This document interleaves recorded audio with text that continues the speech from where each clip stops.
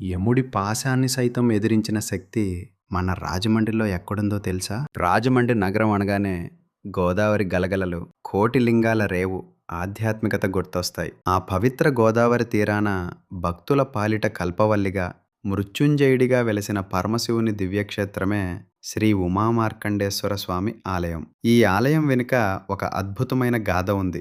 మృకండు మహర్షి కుమారుడైన మార్కండేయుడు కేవలం 16 ఏళ్ల ఆయుష్షుతో జన్మిస్తాడు. తన ఆయుష్ ముగిసే క్షణంలో యమధర్మరాజు పాశాన్ని విసిరినప్పుడు మార్కండేయుడు భయపడకుండా ఇక్కడి శివలింగాన్ని గట్టిగా హత్తుకుంటాడు. భక్త రక్షణ కోసం పరమశివుడు ఆ లింగం నుండి ఉద్భవించి యముడిని ఎదిరించి మార్కండేయుడికి చిరంజీవిగా వరాన్ని ప్రసాదించిన పవిత్ర స్థలం ఇదే.